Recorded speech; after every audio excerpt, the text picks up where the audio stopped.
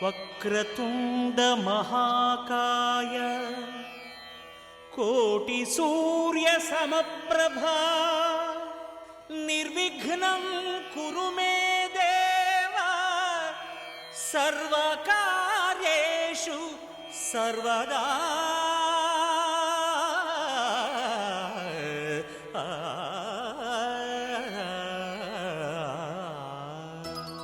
కోటి సూర్యులకు సమమైన ప్రభతో విరాజిల్లుతున్న విఘ్నేశ్వరుడా, మేము తలపెట్టే సర్వకార్యములు నిర్విఘ్నంగా నెరవేరేలా ఆశీర్వదించు స్వామి అని విఘ్నేశ్వరుణ్ణి మనం వేడుకుంటాం.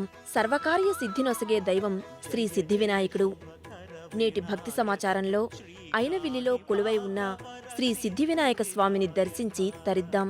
అమలాపురం రావులపాలెం వరకు బస్సులో ప్రయాణించి అక్కడి నుండి బస్సు, టాక్సీ, ఆటోల ద్వారా ఈ క్షేత్రం చేరుకోవాలి.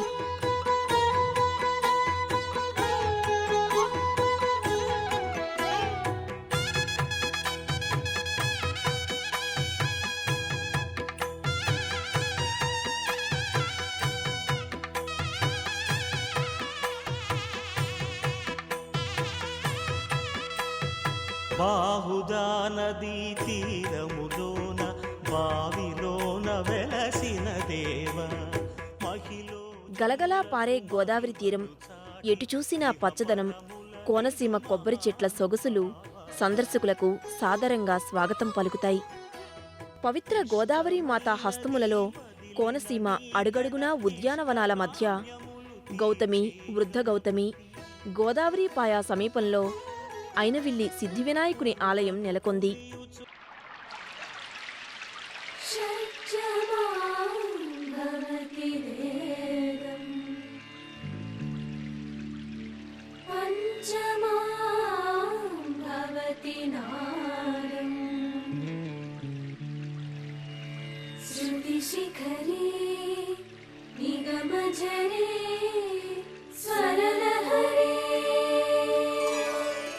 ఇదే శ్రీ సిద్ధివినాయక స్వామి ఆలయం. 2 గోపురాలు సింహద్వారాల గుండా లోపలికి ప్రవేశించవచ్చు. ఒకటి తూర్పు ముఖంగా, మరో సింహద్వారం దక్షిణముఖంగా ఉంది. ఆలయ ప్రాంగణంలో అడుగిడగానే అందంగా కనిపిస్తాయి 5 గోపురాలు.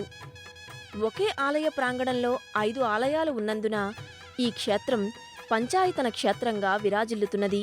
5 గోపురాలపై పలు దేవతామూర్తులు అందంగా మలచబడ్డాయి. ఆలయ ప్రాకారం పైన వివిధ వినాయక ప్రతిమలు చూడవచ్చు. బావిలోన వెలసిన దేవ మహిలో జనులకు మహిమలు చాటి ఇహ పరముల నిడు మహానుభావ. ఇష్టమైనది వదిలిన నీకడ ఇష్టకామ్యములు తీర్చే గణపతి. పురియుచు వరములను సగుచు నిరతము పెరిగే మహాకృతి. అమ్మా, అలాంటి వాళ్ళది నిజమైన ప్రేమ కాదు, అది వ్యామోహం. ఎగ్జాక్ట్లీ చిన్నత్త, నిజంగా ప్రేమించుకున్న వాళ్ళు అలా చేయరు. ఎంత మనసు విరిగిపోతే కన్న కూతుర్ని పట్టుకొని మా దృష్టిలో చచ్చిపోయా ఉంటుందా తల్లి? అది సరే అమ్మా, తన కూతురుతో తన మాట అనేటప్పుడు ఆమె మాటల్లో వ్యథ, కళ్ళల్లో బాధ గమనించావమ్మా? పెద్దబాబుకు బర్త్డే విషెస్ చెప్పు కూడా వెళ్ళాం కదా. ఊరికే ఎలా కాలిపోతుంది? మంట పెడితేనో పడితేనో తగలబడుతుంది.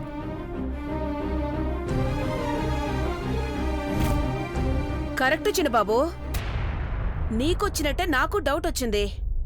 పార్వతే షర్టును తగలబెట్టిందనుకుంటా.